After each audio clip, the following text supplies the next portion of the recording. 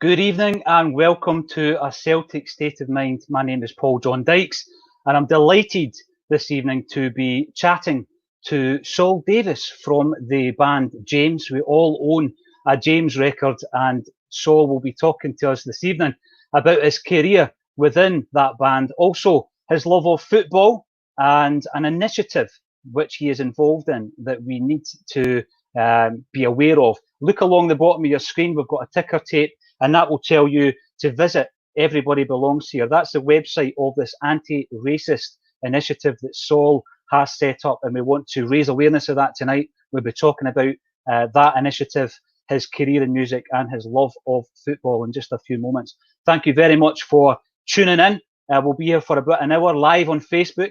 This has been made possible by our hosts, Celts are here. Thank you very much, guys, for allowing us to use your excellent platform on Facebook. And the whole show will be produced by The Longest 40, who are a fantastic promotions company and who have provided loads of free events such as this during the lockdown throughout the pandemic.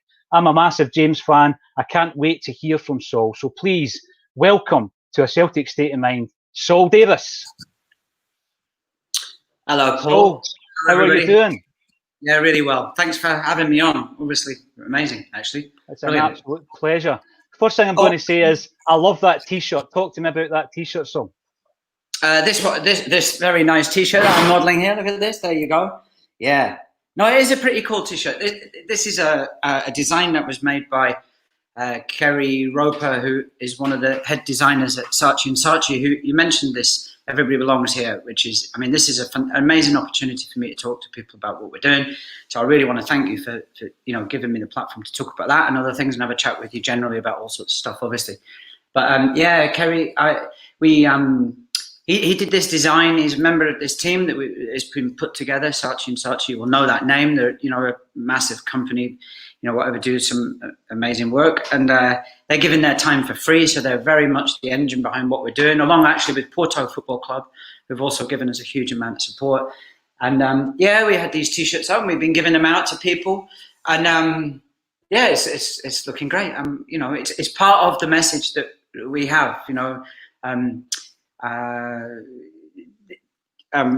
I think it's bold and it's there's no mistaking it as I look at it. Do you know what I mean? So it's looking good. So what I would say is I was on the website today and those T-shirts are available for purchase on everybodybelongshere.com. We're talking about the initiative. Tell us more about it. You mentioned Porto was involved. For anyone who hasn't seen what you did with Porto, talk us through that as well. So. Yeah, so, well, I'll give you a wee brief history then of this, really. So, first of all, I'd like to say, this is very much an initiative that is, it's not a James initiative, this is not about, my band as such, our band, but it's definitely, it really came about from 3 lines of text from a song. Actually, which is on a record that we made quite recently, and the song's called Many Faces, and we toured quite extensively, around the world, whatever, and every night we were playing this song, and what we were finding was, get to the end section of this tune. It was a big kind of typical James kind of sing along, and words written by Tim, our singer, and it's very simple. It's just there's only one human race, many faces, everybody belongs here. And Tim, I know, had kind of written those words, I think partly imagining himself actually standing directly in front of Donald Trump, and it was really a message to Trump, actually, from Tim. Actually, we got to play on the White House lawn once, many years ago. Not when Trump was in power, obviously, many years ago, but it was an amazing experience. We did a benefit gig for Greenpeace, and on the White House lawn. So momentarily, the White House grounds were kind of full of hippies and nutters and musicians kind of running around, like whatever is magic. He would have allowed us in. I don't think he would have thought of us maybe as a bit too much of a threat. But so yeah, that was the closest we ever got to the Oval Office. But anyway, that's a digression. Yeah, Tim, had this idea in his head. This record, that song came from, is a very politically charged record. Tim lives in America, and he saw the wind blowing in the direction probably that it's blown in. Over the last few years, and the opening song of that album has the line "White fascists in the White House." He sings about Trump's crackhead tiny fingers and all the rest of it. So it was a brutal attack on that regime. You can think of it as a regime in a way. Anyway, we played this song a lot on a tour that we did last summer, throughout the summer in America. And my partner Vanda was on that tour for quite a bit of it, and she witnessed the kind of engagement with the crowd, and night after night, the crowd would kind of run with the tune and take it up themselves, and we kind of be standing there slightly redundant on the stage, which is a feeling that I've got used to quite a lot in my career. Do you know what I mean? Then I want a cup of tea, I'll just go and that's what happens when you write sing-along anthems. You might as well just not bother. You know what I mean? So anyway, and we got back to Europe, and we did a gig in Madrid, and then we went to play in Porto. It turns out actually that's been now the last show that we did. In fact, last September, and we recorded the show, and it was a magic night. I know Porto very well because I lived there. My son was born there, and I have a Portuguese family and all the rest of it. So and I have a great respect and love of the city and its people actually. And people said to me, people in Scotland said to me, what's Porto like? And I said, it's like Glasgow in the sun. Lovely. There's lots of similarities. It's industrial to some extent. It has a massive history to do with the sea and the river and the industry that comes with all that stuff. Obviously in Porto it's slightly different. It's the port wine coming down from the river rather than shipbuilding, say, or whatever in Glasgow. But there's a history to do with the river and the rest of the country, the inland. Obviously Glasgow has that, being on the west coast, just like Porto is. It's got, the river splits the city in half like it does. It's the centre of a lot of music that comes out of Portugal. A lot of great music comes out of the north. It's got a great football team, like Glasgow has. It's essentially working class, but it's also very artistic, and it's a challenging place. It's had its dark moments, like Glasgow has as well. But by the people that like it, by the people that get it, it's a city that's easy to love and enjoy. So it really is like Glasgow in the sun. It probably, if it rains 350 days of the year in Glasgow, it rains like 5 days of the year in Porto. And if the average temperature in Glasgow is like 6 degrees, then it's like 26 in Porto. So, there are some, look at the football, look at the style of football that gets played in the two cities as well. Funny. But no, so I'd invited some of the Porto hierarchy as such to come to our gig. I knew they were James fans, and we did this big binding show in a park. It was huge. Whole place was rammed. It was amazing, and we had a mad stage invasion, and they all got on the stage. There must have been literally about 100 people on the stage singing this song. It was mad, beautiful. I really thought the stage was going to collapse actually, but anyway, and we got through the night, and we went to the club. Vanda said, well, you go to the club, talk to them about getting involved, So I went, and they were hugely receptive, having been at the show themselves and having witnessed this kind of takeover of the state and the emotion. Music is a vehicle, I always think, for emotion, and football is a vehicle in a way for emotion, and football is an expression of emotion, and so is music, in my opinion. So, the real highs in your life, they're often, for football fans, those real highs are often associated with football.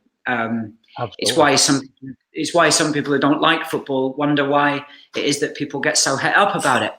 Well, it's in you, you know, and music is the same, you know, and like like a great football team, you don't know what's going to happen, and that's the thing about bands. Great bands, I think, are bands where you can go night after night and see the band play, and you don't know what you're going to get. You know, you don't know whether it's going to collapse or whether it's going to be one of those magic nights. You know, we're certainly a band. We're lucky we've been going for so long. You know, I mean, we were invented before electricity. You know that, don't you?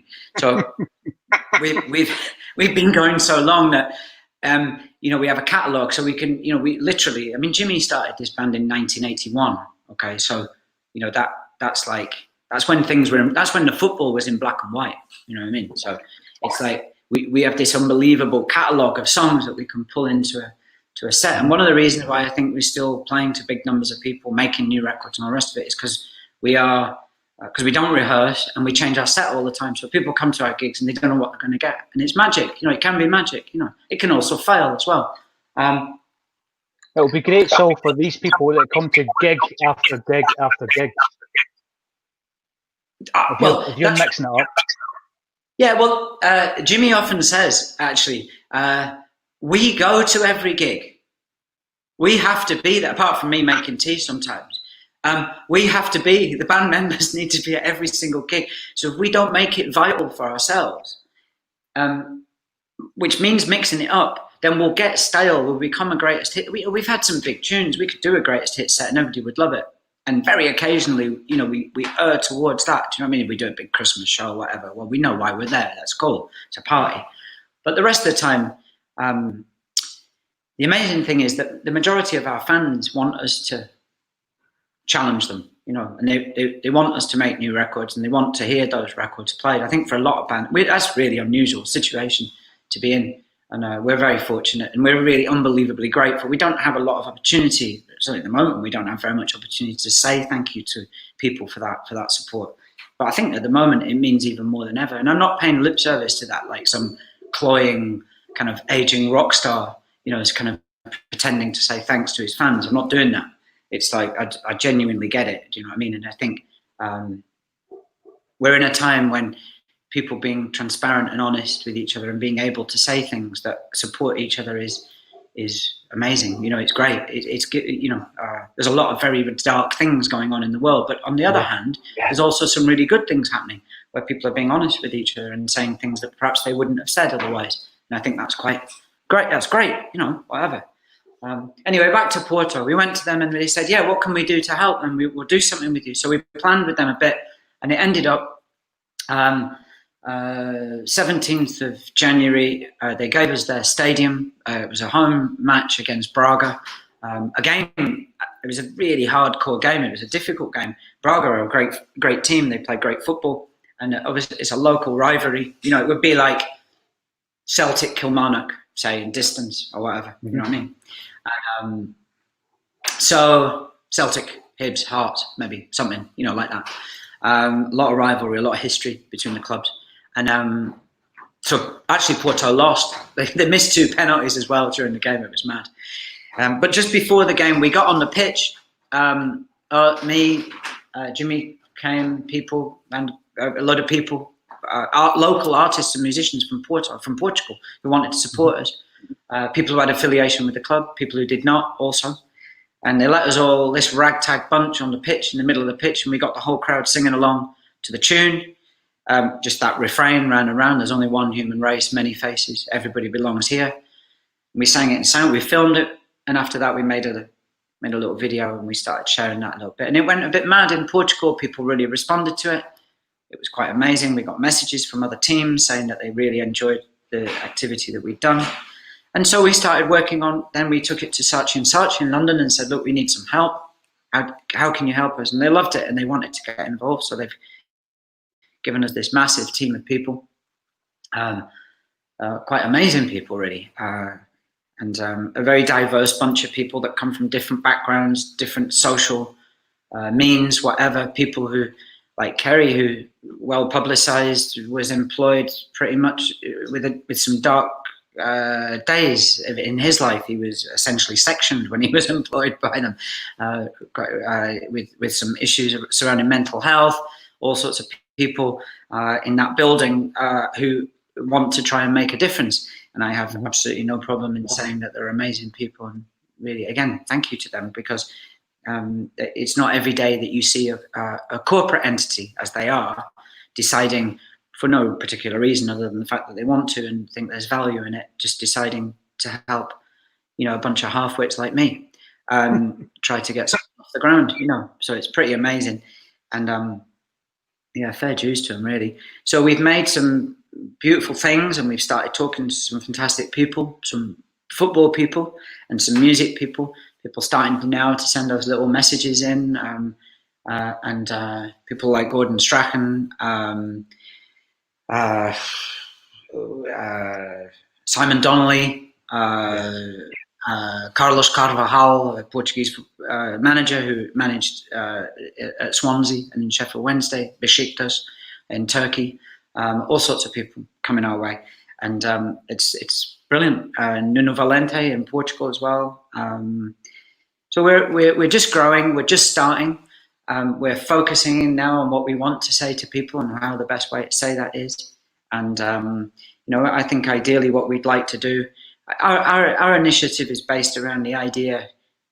What we had seen last year in world football was the resurgence of some very nasty, racist abuse being aimed. Well, it seemed quite indiscriminate. We saw it in Spain, in Italy. The England national team got abused in Hungary. I thought that was particularly galling because, regardless of what people in Scotland might think of the England national team, and I know what they think of the England national team, as someone who lives in Scotland, I know exactly what people say about the England national team. But what everybody agrees is that regardless of what colour of shirt you're wearing, the colour of your skin should have absolutely no bearing on how you're treated on or off the pitch. And I thought that Southgate dealt with it unbelievably brilliantly by taking his players in the middle of the pitch and having a conversation with them in the middle of that game. And the bravery of those players to play on, really. There were young players in that team. They're guys who are 19 or 20 years old who would have quite rightly expected that that kind of abuse would be not something that they would now have to endure in their professional life. Now, it's one thing in your social life if you get into a situation out there in the world where something mad happens, but we're in our professional lives. I'm not saying that's right at all, but you get what I'm saying here. In our professional lives, there's no play. We must show respect, and that was sadly and totally lacking in that particular instance. Made worse, of course, by the president of the Hungarian Football Association saying, "I don't really know what the problem is. England are making it up," and I'm English. I was born in Liverpool, but I spent a lot of my life living in Scotland. And when it comes down to Scotland playing England at the football, I'm afraid to say that I suddenly become a Scot. And me and my family went to when Gordon Strachan was the manager of Scotland, he very graciously invited me to go with my family to the Scotland-England match at Hampden. And I couldn't believe that I was going to a Scotland-England match, right? I just thought I'd never experienced that, right? My dad had, because in the 70s when we lived in near Stirling, he went. I can't remember what year it is, but he went when England. I think it was maybe 76. England beat Scotland. It was Alan Ball scored the goal. It was 1-0, and my dad. Can you believe this? Went there with an England scarf on, right? And there was 100,000 more or less Scots and my dad. And they really was the days when you would go to a Scotland-England match at Hampden and there would be like 97,000 Scots and 3 English fans, like 3 who were just kind of like there by mistake. You know what I mean? Maybe they were trying to go, I don't know what to, like Blair Drummond Safari Park, but ended up in Hampden. Do you know what I mean? And my dad got it, and this is the mad thing. So a load of bricks came flying down from the stand above, right? But of course, this is not an exact science throwing a brick in a football match. So I think my dad was unscathed, but obviously a few of the nutters around him got battered, by their own fans. You know, and it's like, and I remember him coming back and going, "That was mental," That's what we call the good old days in the game. Eh? The good old days, yeah. The thing is, so we had a very interesting discussion just last week about the good old days, about the 1970s, and how your parents took you to Celtic Park. What was your memories back then? The jungle at Celtic Park in the 1970s. Well, I mean, there's nothing like that in the, there's nothing like that in, well, maybe now still in Argentina, maybe Boca Juniors against what they called, what would it be? Their big rivals, whatever they are, right? And that, you know what I mean? Like that would be maybe because there's still cages, because there's still terracing, all that kind of stuff. But I mean, for people, I'm about to be 55, so I fall into the category of people that could have, could go to football in the 70s. Young lads went to football in the 70s, whatever. But there's no experience that you can have like that now in Europe. It doesn't exist. You can't. That's gone. The aggression actually even as well. I mean, that's the thing. The raw, vital power of those events. Maybe going to an amazing, maybe I don't know, going to see a Biffy Clyro gig, in the Barras, say, you're one of the 2,000 that have got a ticket. Maybe that would be, do you know what I mean? Like being at the front, that might be akin to it. But I mean, it's, that's really amazing, those events, and that's a part of the history of Scotland, the history of football, that's kind of gone, so you're left with a fading memory. You're left with some YouTube clips and some old players and people who were old enough to go on occasion. We didn't go a lot, but we went on occasion. I mean, it's frightening, you know what I mean? It's supercharged. Like I think it was one of those matches my whole family, the whole family went. And my parents were kind of, music loving, essentially weirdo hippie types, really, like,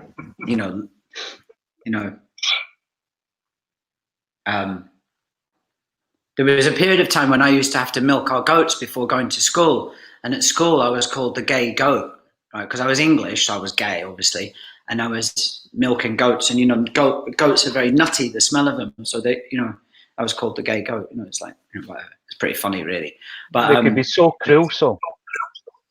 Well, maybe I didn't. The thing is, you brush that off because that's not that. That wasn't that serious. But anyway, that was just a way of demonstrating that we did some mad stuff. You know what I mean? So yeah, they took. We all went en masse. But I have a brother. He has some learning difficulties. So to take a kid like him to Parkhead in a match like that is ridiculous. So. Yeah, and brilliant. And my mum got lost, and I remember the PA system barking out, "Well, Mrs. Davies, please, I hang a hoot in you." And you go, "That's Mum. Where is she?"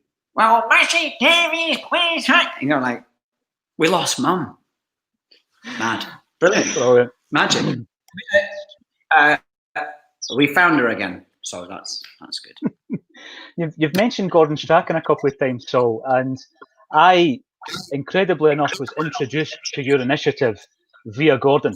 It was just a random conversation I had with him in January, and he was singing your song, and he was telling me all about the work he had done with Porto that month.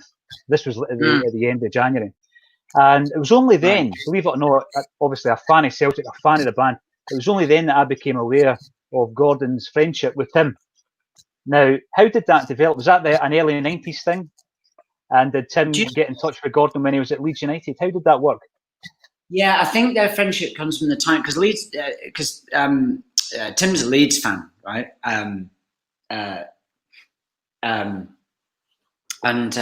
So yeah, I think that's where that connection came from, and Gordon started coming to some James gigs, and he really got it. And more often than not, his wife Leslie will come along as well. She's a lovely woman, and he would come and help himself to a little glass of wine and a bag of peanuts in the dressing room. So by the time we came off stage, there was nothing left, and there was just Gordon in a state of undress in our dressing room. No, sorry, Gordon. No, sorry. No, he's a huge music fan, and it's brilliant. He loves the shows. He loves it. And what I think is amazing about Gordon is he gets what we're doing. He really gets what we're doing as a band. And going back to the thing about James, changing things around again, failing sometimes and sometimes hitting real highs. I'm sure that Gordon is a very, very good football manager. And like all very good football managers, gets flack from time to time because when you're good at it, you create expectations that you can only succeed, and of course, you can't always succeed. You're going to fail sometimes. Going back to that game at Hampden against England, I knew England were going to score in the last 20 seconds of that game. I knew it. I absolutely knew that Kane was going to score, and I actually turned my back and just put my hand over my eyes and went, "No, and they did." And as I turned around and looked at it, I just saw Gordon with a bottle of water. I just go bang, and throw this bottle of water on the side of the pitch. And I subsequently asked him, I'm sure you wouldn't mind me saying that, I said, I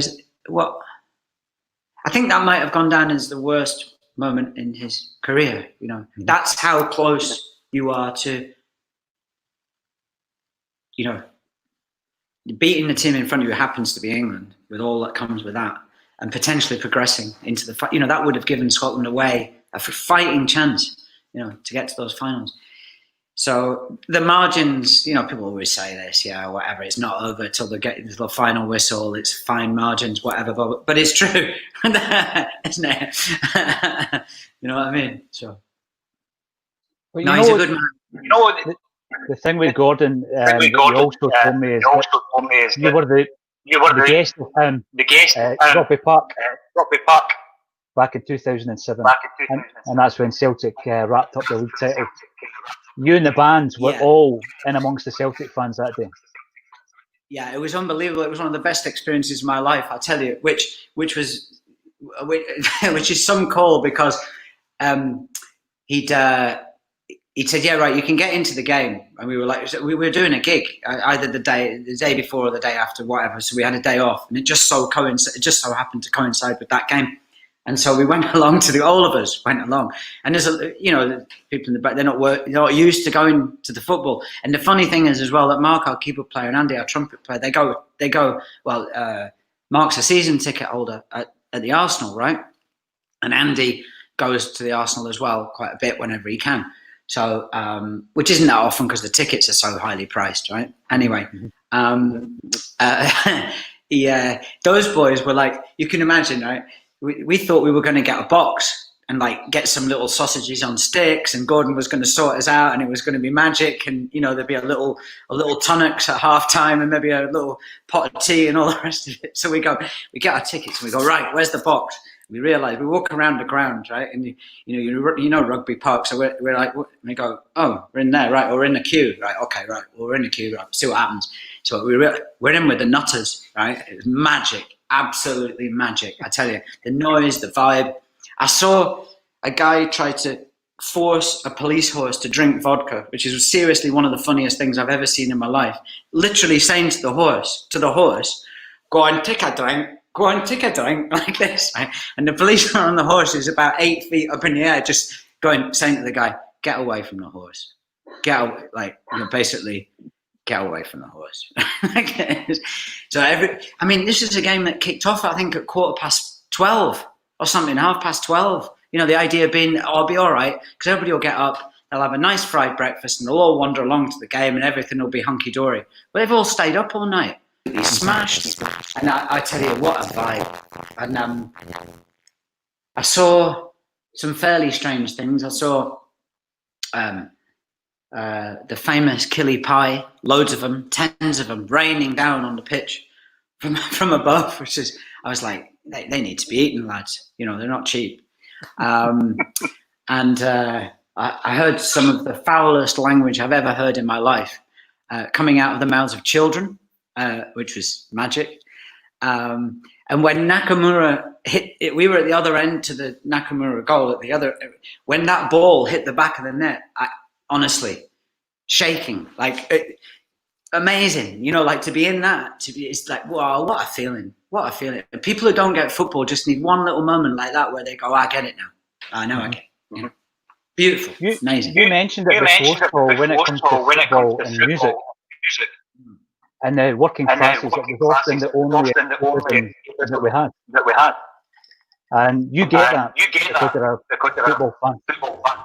But you also give that every night you're on stage with your band. So there's this correlation with music and Celtic, music and football. We like to think as Celtic fans that all the cool bands support Celtic. Did anybody spot you guys behind the goals that day? Yeah, of course. And yeah, you know, it's like, oh, it's the lads from James. You know, and of course, sit down. You know, of course, it's of course, you know, why wouldn't you? If I was one of them and I saw me, I would be doing it. Do you know? I mean, why not? It's too good an opportunity to miss. There was another game actually. There was a game at Wembley, which is a friendly game between England and Scotland, which England won 3-2, which Gordon invited me and Tim and I think Jimmy along to. We went to that, and again he put us in with the Tartan Army, right? And Tim had never seen anything like it. I mean, you've seen it on the telly or whatever, but you know, there we were with the loons again, showing us their arses, and they got hold of the fact, and they were like, "It's 10 booth for James." And the whole you know, it's like mad, brilliant, amazing. Because they're funny as well. Do you know what I mean? They're not going to harm anybody. The vibe is just like, it's got to be a celebration. That's the connection, I think. You know, football at its best, when football is ugly, when football is violent, when it's used as a weapon, you know, and when it's not controlled properly. You know, I don't mean controlled by the police or by authority or whatever, but when it doesn't control itself, when it doesn't know what it's doing, when it doesn't know why it's there or what it represents or what it should be doing, you know, then you're in trouble. And football has a history of that, you know, in various countries, you know, whatever. And still ongoing. That's what Everybody Belongs Here is about. That's why this initiative is we think it's a good message in football. That there are lots of things going on at the moment. There's a huge amount of change going on out in the world. You know, people quite correctly standing up and saying we've had enough. But you know, again, just going back to the initiative, the impetus that comes from those 3 lines, you know, of words. Everybody, you know, there's only one human race, many faces. Everybody belongs here. If you think about that message in terms of a football crowd, that's a positive message in a football stadium. You know, and it's limited. You know, for me, it's limited to the football stadium. It's about football, and it's about the machinery of football. You know, it's tackling to some extent also, not just prejudices, but some. You know, there's also some corruption in football. There are questionable things that take place in football. There would be. It's one of the biggest businesses on the planet. So where you have big business, you can have, can't you? You know, some corrupt activity. And so, of course, football has some issues to address. And we won't change very much, I'm sure. Do you know what I mean? You know, but we would like to be part of the conversation. And you know, we're enthusiastic football supporters. You know, we love football as well. So we have a huge passion for football. And we see, like you do, you know, the connection between football and the jobs that, you know, well, at the moment we can't do. You know, no one's really, you know, everybody's in limbo. You know, we would be doing shows this summer. You know, we had some shows booked to go and play, but of course we won't be doing and and football is not, how when will we see Parkhead full again? We don't know. This is so the other side of this is when will people be able to get back together, and we can watch games on the telly, like we've been watching some German football, and Portugal has started again with some football. And it's great that people are playing again, because for real fans, you've got something to watch again and talk about again, and we all need that stuff in our lives. There's nothing wrong with that. It's great. But it's not the same without the fans there, is it? And that's when you understand, the connection between the fan and the football, itself. So much of what happens on the pitch is informed by the noise. And players always say, "Oh, we don't hear the crowd." Nah, that's crap. You do. I agree with you. That energy, Saul, you must get it on the stage. I've watched some of your festival performances over the last couple of weeks, and you can tell that Tim definitely buzzes off the energy from the crowd. And it must be the same for football. No, it must be. And there are moments in games, you've been in a stadium when you've seen it, when somebody does something magical. And you know that it's because there's a surge of confidence. There's a moment. Somebody senses a moment, but it's all informed, I'm sure, by, when you go to proper big football stadiums like Parkhead, and it's full, something happens. I mean, it's. I was fortunate to get tickets to the 2011 Champions League final at Wembley. Barcelona, Man U, and I took Vincent, my son, along to that, and I witnessed one of the greatest performances by a football team that I think is probably possible. That 2011 team, when people like Xavi and Iniesta, Messi was on the field, but he was great. But really, the game was about Xavi and Iniesta. It was unbelievable, and Busquets, to see them actually in front of you do this, and. All the stranger to then a year later to be at Parkhead when Celtic beat them.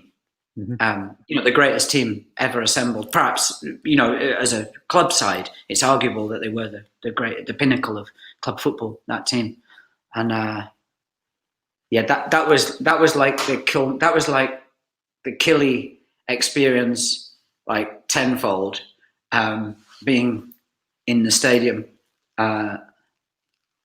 when in that game, we shuddered. It took about a week to recover. It was amazing. And your son's a Barcelona fan, and he was affected by it as well, wasn't he? Yeah, I mean, he kind of got that in a way from me, because I moved to Barcelona in 1990, and I'd lost football in the 80s. Actually, it was so violent and it was so hardcore, and there was so much violence and racism and nastiness at games. By then, I was in Manchester, and I studied in Manchester, so I was in Manchester for the whole of the 80s, and there was a lot of football. There was a lot of great football going on, but it was just too mental. And I got more and more and more into music. And so I left football behind, and I ended up, weirdly enough, moving to Barcelona in 1990. And my girlfriend's brother said, "Oh, I've got some tickets to go and see Barcelona play. I think it was PSV Eindhoven in a pre-season friendly." I was like, "I'm not interested. I don't want to go." And he goes, "No, you should come. Come on, we'll go. It'd be really nice." I said, "No, I'm not interested. I just, I'm not interested." So I went. And I went into the new camp, and I just went, and it all came back to me. All those experiences, through the 70s, into the early 80s. And it, because my dad used to take me as well to Easter Road quite a bit. So we used to go and see Hibs play. It was easier to get to, it was easier to get in, all that kind of stuff. And it had the sloping pitch as well, which was really funny. So, and I saw Stoichkov. I saw Johan Cruyff, who was my hero, right? As a boy growing up, Johan Cruyff was my hero, totally. He was my footballing hero. There were other players who were geniuses. Celtic had one, Jimmy Johnson, obviously. You know what I mean? There were these figures around, but Cruyff, for some reason, I don't know. Well, I know where it came from. I know exactly where it came from. It came from 1976. We lived on a sheep farm near Stirling, up in the hills, near Gargunnock, actually. And I used to listen to the football in my bed through this mad little radio. It sounds like I'm making this shit up, and I listened to the Barcelona-Liverpool match, which was the quarter-final of the UEFA. What was the other? It wasn't the Cup Winners' Cup, and it wasn't the European Cup. It was the other one. What was that called? Whatever it was. Anyway. Was it the Fair City Cup? No, it wasn't that. It was a proper, it was that was kind of Mickey Mouse, wasn't it? Anyway, it was whatever it was. So, Liverpool went on to win it that year. That year they played Bruges in a 2-legged final and they won it, right? So, this was the quarter-final, and Liverpool beat Barcelona 1-0 at the Nou Camp, and I was listening to this. Now, I was born in Liverpool, right? So we were going to see a lot of football in Scotland, but I always had an eye on what was happening in Liverpool, because it was like, we lived far away. We had no car. In my family, we just had a motorbike. And so we couldn't all go on. There's 6 of us in my family. You can't put 6 people on a motorbike and go to Oldham to go and visit your grannies. It's not going to happen, right? Well, unless you do a relay, which imagine that. So poor Dad. He's like, right, I've got 4 of them down there, and it's just. So we and I mithered my dad for the next 2 weeks, saying, take me to Anfield. I want to go and see the return game. I want to go and see. We didn't have any money, really. We didn't have any way of going. Anyway, finally relented. He goes, okay, I'll take you. So we went overnight on his mad Honda 175, right? Overnight from Gargunnock to Anfield. And we got there in the morning, really early in the morning. We're standing outside Anfield, right? And I'm going, we need a ticket. How do we get a ticket? And there was these Spanish geezers there, and they didn't want, and they said, we got tickets. We got tickets in with the Spaniards, right? It was amazing. It was beautiful. That day we went to the cinema. We had nowhere to go, so we went to the cinema and watched like some mad disaster movie. I don't 75,000 Leagues Under the Sea or whatever. Do you know what I mean? Like whatever, mad. And went to the game and in with this like probably about 1,000 Spaniards. And I'd never seen a fur coat. I'd never smelled perfume. I'd never seen anybody smoke a cigar. Do you know? Like seriously, right? And that's what we were in the middle of. Mm-hmm. And I saw this geezer in the middle of the pitch, and I thought, that guy is a true genius. And that was Cruyff. Naiskins was also in that team. They were an amazing team. Liverpool was great. It was, Ian St. John, I think, Keegan, amazing, right? And from that moment, I just thought, he's the greatest player I'm ever going to see. And I saw some amazing. I never saw Eusebio play. I never saw Pele play. But I just thought he is on a different level. Like a different type of football. Not flash. Like okay, he could be flash, but it was a different kind of football. And I just thought it was special. When my son Vincent was born, I tried to get him named Johan Cruyff, right? But my now ex-wife Anna said, "You're not calling our son Johan Cruyff. That's just not happening." But recently, I spoke to Vincent. I said, "What about changing name to Johan Cruyff?" He goes, "Yeah, I might do it on deed poll, so I might have to start calling him Johan, which would be brilliant." Wouldn't it? Cruyff was one of the most stylish players as well. So I don't know if you've ever heard the story that he almost signed for Dumbarton in the 1980s. That's just not true. He came and visited Bob Head. There you go. Can you imagine? I'll tell you what, right? I recently read his autobiography, which was about 5-6 years ago. He put it out. What gets me about him is you spoke to John Barnes yesterday, didn't you? I did. Yes. Yes. So I think one of the things that John Barnes has is class, Like obviously an amazing footballer, icon on the pitch, but has an amazing intelligence and an amazing class about him. He's just a classy geezer. Do you know what I mean? And with some fibre to him, really, and some strength of character. And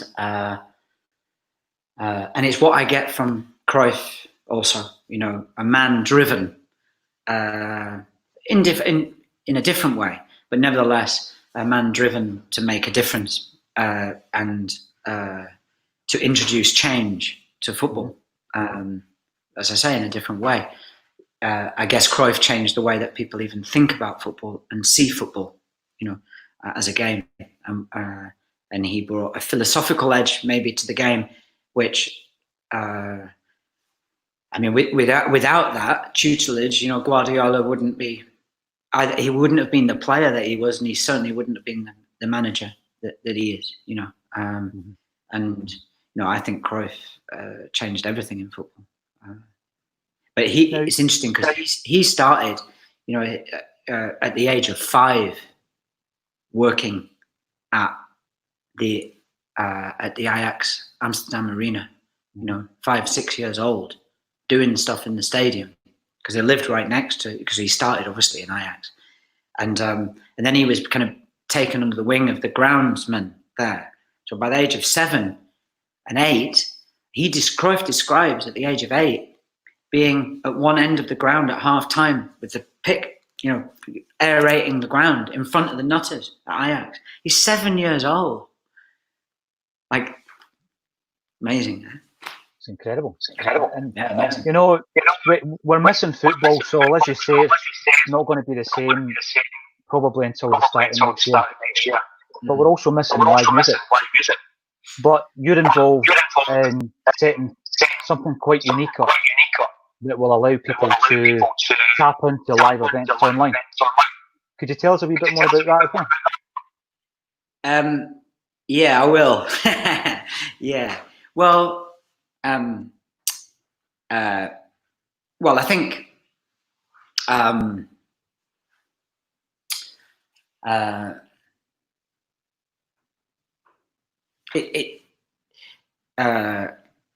been really fortunate, you know, like playing in the band that I do, having had the career that I've had. So as challenging as this period of time is for everybody who's not, you know, like I'm talking about the economics now of music, really, in a way.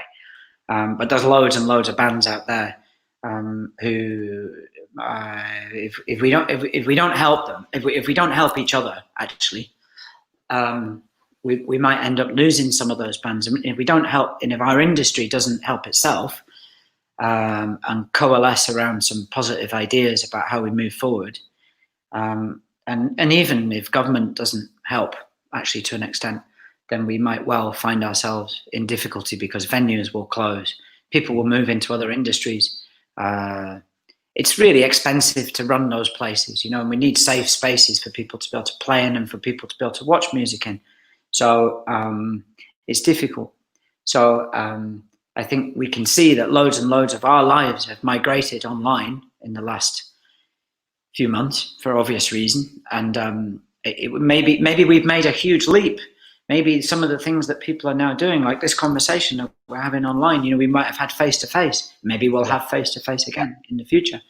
But look how things have just seamlessly gone online. People need to communicate. People have got thoughts to share. People have got activities to keep involved in and all the rest of it. So I personally think that music can be something that we can share online. I think it's amazing that artists have felt compelled to reach out to their audiences with, you know, doing what we call the lockdown tune thing. It's great.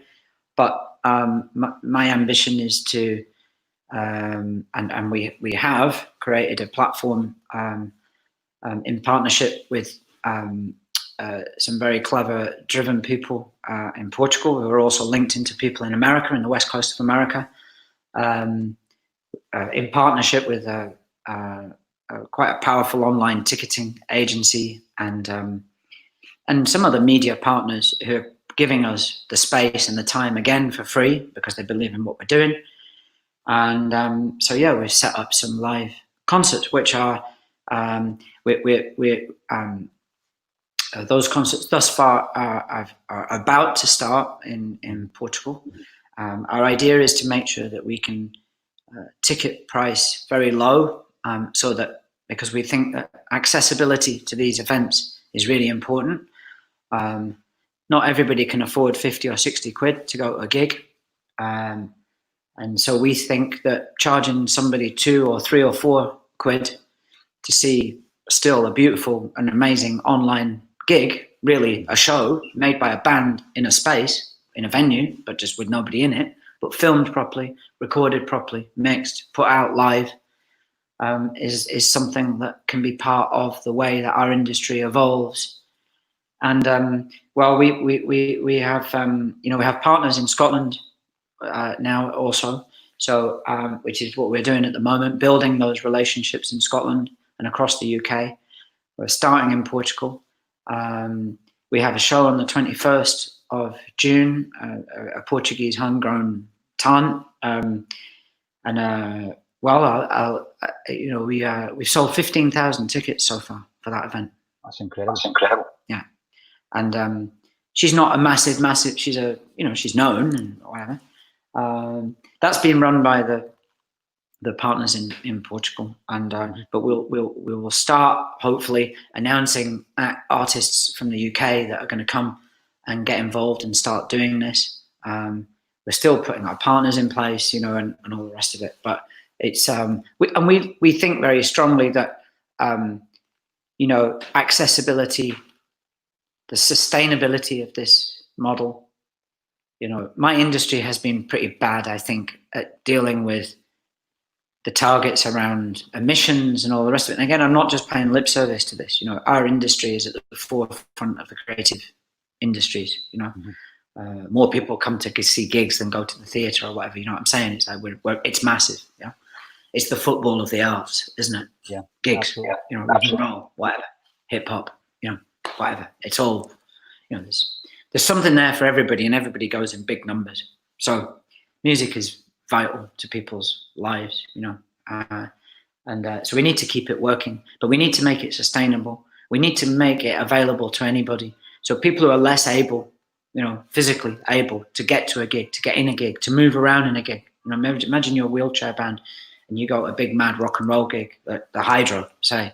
Okay, they do their best and they do really well to cater for people who find themselves in difficulty. But why not have an amazing gig at home where you can share it with your mates and it's costing almost nothing to do and it's banging, so that's what we're doing. And I think it's a way that bands can monetize their work, but not by ripping people off. And I think it means that the audience can feel cool about spending a little bit on making sure that their bands can exist. And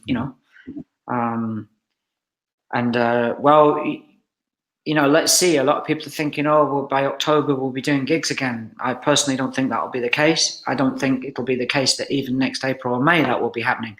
I actually think that we'll only really see gigs again, and maybe we'll only see really the numbers of people back inside stadiums once there is a vaccine for COVID-19. And it's not good enough just to find a vaccine. You've also got to then give it to people. You've got to administer it to people, and somebody's got to pay for it.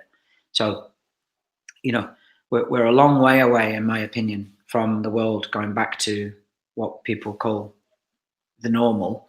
Yeah. And we hear a lot about the new normal, like it's a thing that we all know what that is. But the fact is, it's the Wild West. We don't know what that is, And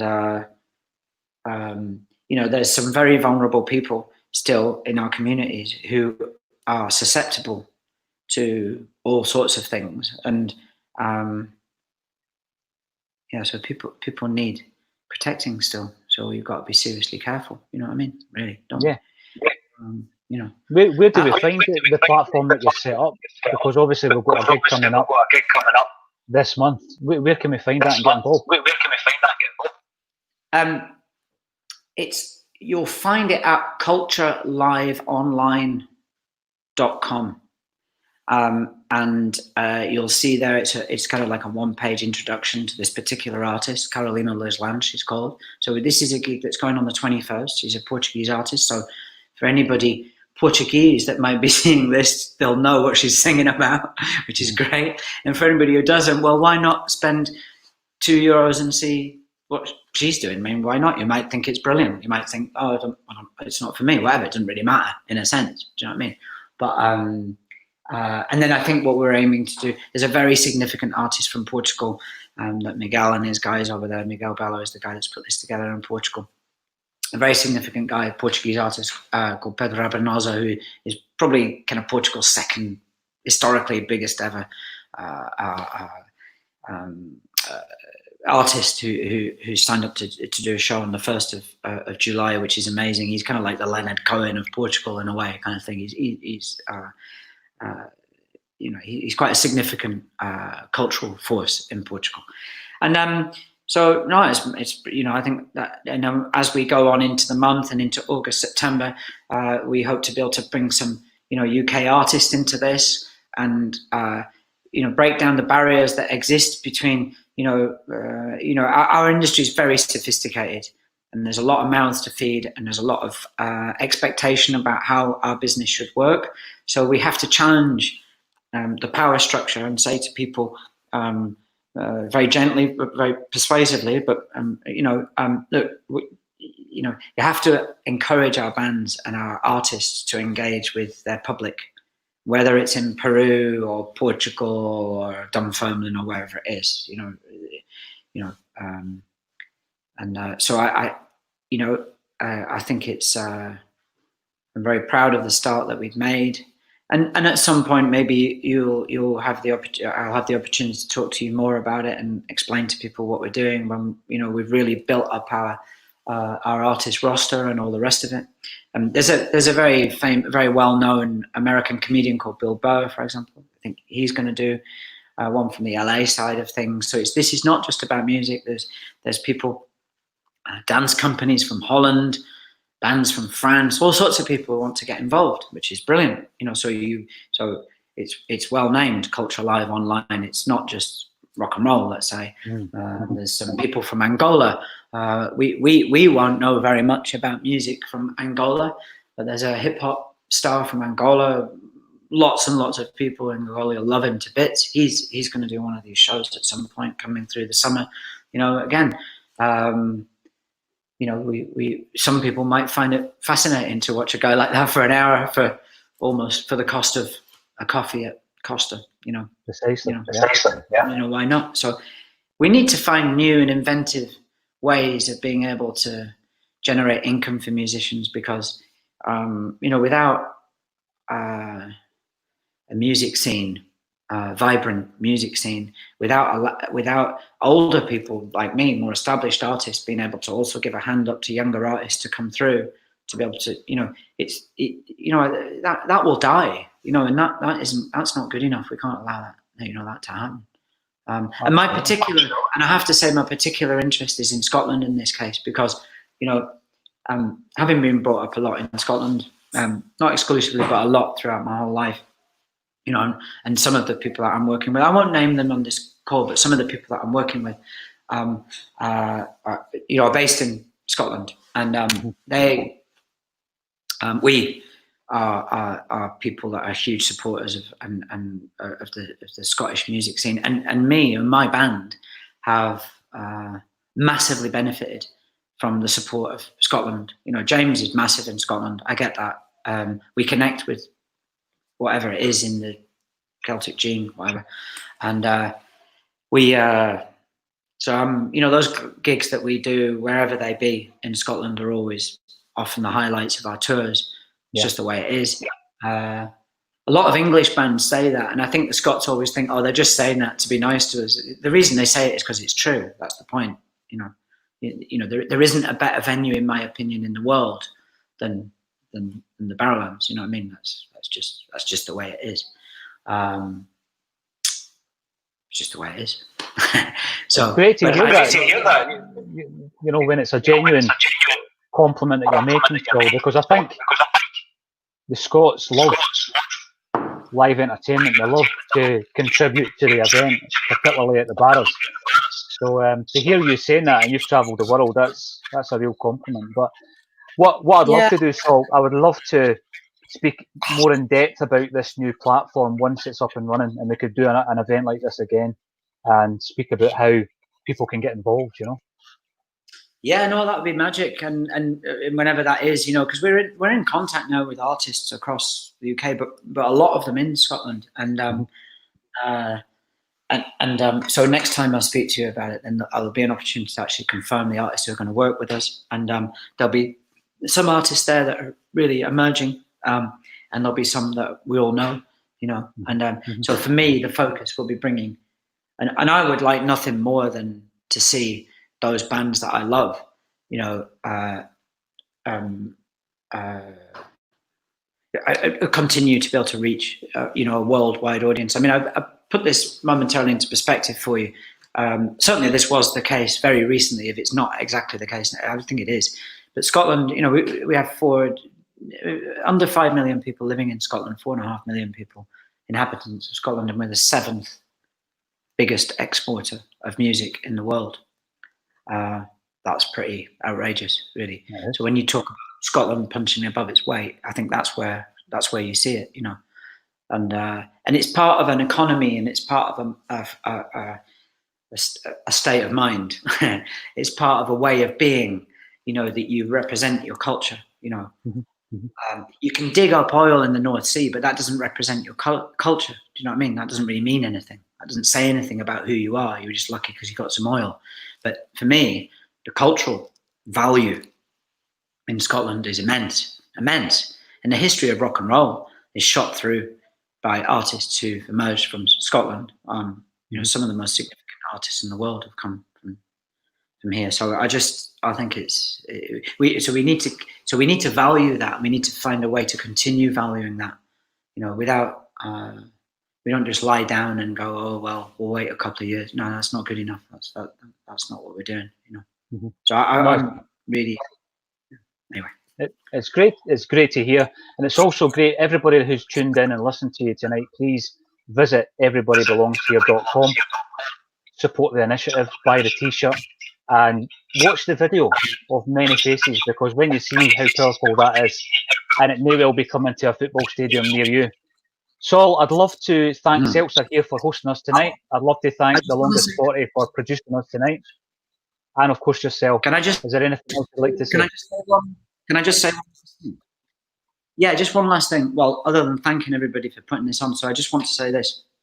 Our initiative actually is really coming into focus. Everybody Belongs Here. What we're going to do is we're going to talk to some big businesses in the next week or two about helping us generate some little assets. And what we're going to do is we're going to ask supporters, clubs around the world, you know, literally around the world, when we're going to send them little packages of stuff that can go into stadiums, little, you know, the words, the emblem, the stuff, you know, they're physical representations of what we're doing, and we're going to try and engage we will engage with the fans, the supporters clubs, to go to the clubs that they love and demand of their clubs that those clubs take a very small but very significant step in supporting us by just putting, you know, this logo, or just, you know, that somewhere in the stadium. Ideally, one chair. Give us one chair. You know, there's, I don't know, whatever there are. There's 95,000 chairs at the new camp. Just give us one of them. Let's put that on it. Do you know what I mean? And it's big clubs, it's small clubs. Do you know what I mean? It's Stirling Albion. It's, you know, it's my local club, Ross County. You know what I mean? You know, why not? And it's youth football as well. You know, I just wanted to say this as well. The final thing about this. You know, we always talk. You know, those of us who have kids and all the rest of it, we always talk about, you know, the next generation and all the rest of it. Blah blah.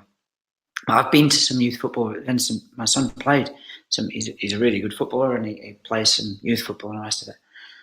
And the aggression and the anger that is often witnessed at the side of the pitch, whether it's towards opposing players, their own players, weirdly enough, or referees. I mean, the aggression that referees have to suffer is well documented at that level of the game.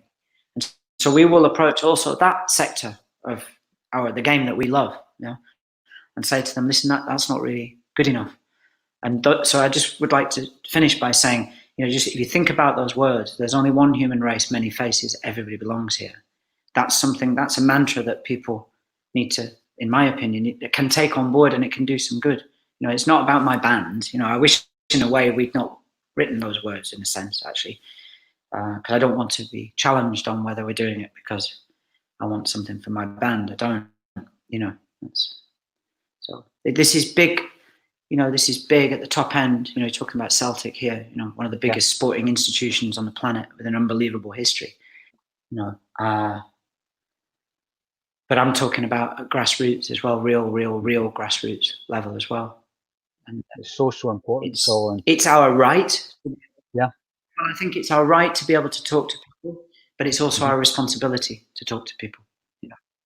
Oh, absolutely. And listen, Saul, and I sorry, go on. For you to come on and share that with us tonight is appreciated, because I think as a club and as a fan base, I was speaking quite a bit to John Barnes last night, like you say, all about the anti-racism message. And I think that is part of the state of mind of the Celtic fan base. So, this initiative for me, I think will fly, and I think fans of Celtic and others will certainly get behind it. Yeah, well, brilliant. I hope they do. There's great people out there, and we all just need to get together and try and make a difference. Really, I think that's the point. So yeah, and there is such a thing as a Celtic state of mind. I've been in it. You have, so. And listen, thank you for joining us on A Celtic State of Mind. It's been an absolutely enthralling evening, and I must thank you for the bottom of my heart for coming along and speaking to us tonight. Brilliant. No, thanks very much, John. Brilliant. Yeah, you're doing a good job. Yeah, I'll speak to you again during the week, all right? Brilliant. Thanks all. Take care. Thank you all for attending and tuning in to our Facebook Live event. It's been a real pleasure speaking to Saul Davies, from a band who sold over 25 million records worldwide. And this has been made possible by Celts are here for hosting the event, the Longest 40 for producing it. I've been Paul Dykes, and please join us again for A Celtic State of Mind. Thank you very much.